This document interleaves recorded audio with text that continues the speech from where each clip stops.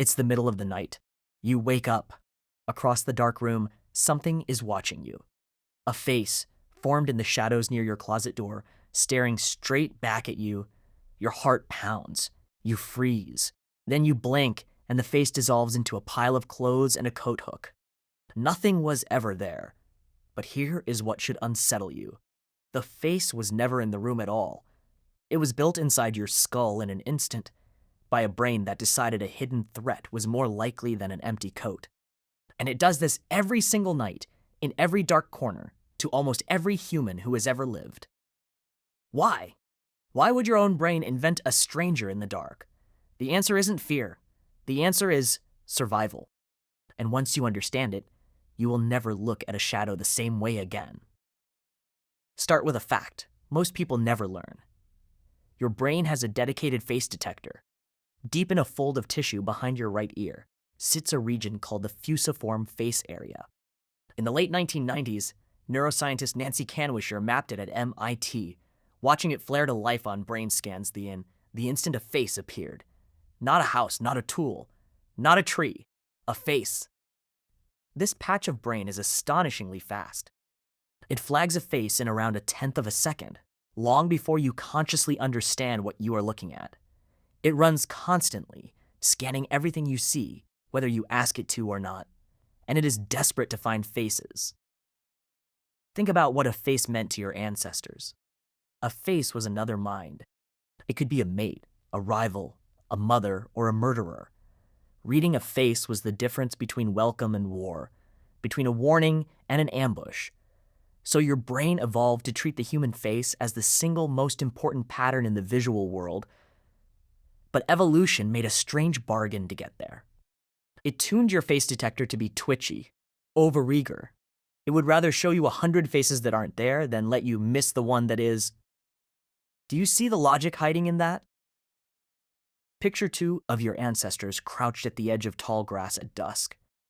One sees a dark shape and thinks, just leaves. The other sees the same shape and thinks, eyes. Most nights, the nervous one is wrong. He flinches at nothing. But on the single night a predator is truly coiled in that grass, the calm one dies and the nervous one runs. The nervous one lived long enough to have children. You are descended from the flincher. You inherited his fear. This is the deep machinery behind the faces in your dark bedroom. Scientists have a name for it: pareidolia, the tendency to see meaningful shapes, especially faces, in random and meaningless noise. A cloud, a wall socket, the front grille of a car, a slice of burnt toast. Your brain throws faces onto the world all day long, and most of the time, you never notice it happening. But how do we actually know these phantom faces are real to the brain, and not just a trick of your imagination? In 2020, two researchers at the University of New South Wales, Colin Palmer and Colin Clifford, designed a clever experiment to find out. They showed people ordinary objects that happened to look accidentally like faces: a bell pepper, a suitcase, a piece of fruit. Then they measured where those illusory faces seemed to be looking. Here is the unsettling result. The brain did not simply recognize the fake faces. It processed their gaze.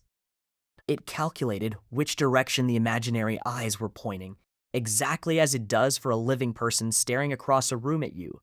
To your visual system, a face in a coat hook and a face at your dinner table are the same kind of event. Your brain does not see a face and think calmly that one is fake. Your brain sees a face and reacts first. It checks the details later, if it bothers to check at all. Now add darkness to all of this. In low light, your eyes feed your brain almost nothing to work with. The image arrives grainy, uncertain, and riddled with gaps. And your brain cannot stand a gap. It refuses to hold an unfinished picture, so it floods the emptiness with its best guess, assembled from everything it has ever seen before. And the thing it has seen most, the pattern it is most powerfully tuned to expect, is a human face.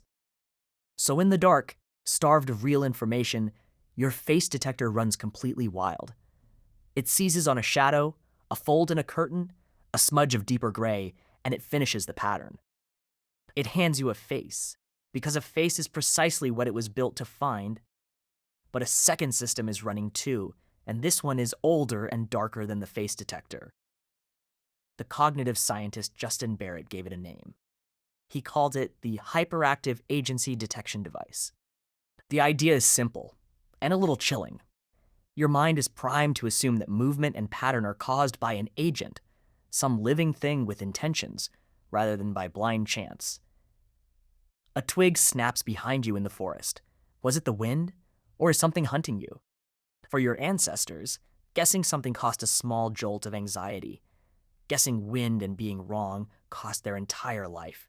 So natural selection quietly built you to assume that a mind is behind the shadow. Every time. Now put these two systems together. A face detector that fires at the faintest suggestion of eyes.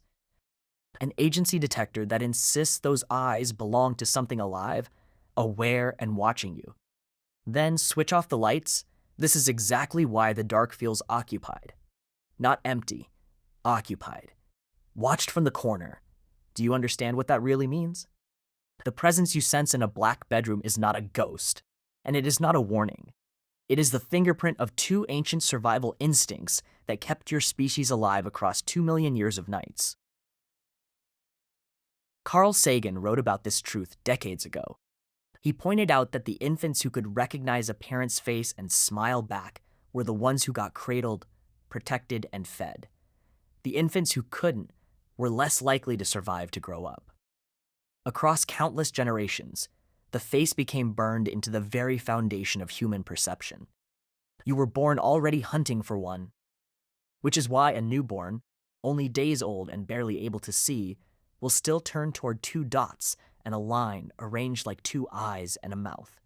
The vision is a blur, but the face still gets through, and this system never switches off.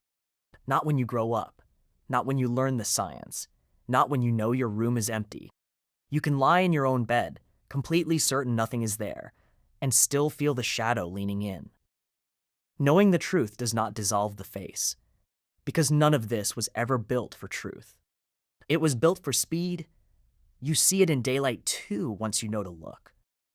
The startled face in a wall outlet, the smile on the front of your car, the same machinery that terrifies you at 3 a.m. is the reason you grin at a house that looks surprised. It never turns off. It only grows quieter when the lights are on. So the next time you wake in the dark and something is watching from the corner of the room, understand what is truly happening inside you. You are not seeing a stranger. You are seeing the oldest reflex in your mind, doing the exact job it was shaped to do. Keeping you alive by imagining the danger before the danger can imagine you. It's the middle of the night. You wake up, and across the dark room, something is watching you. It always was. It is the part of you that refused to die.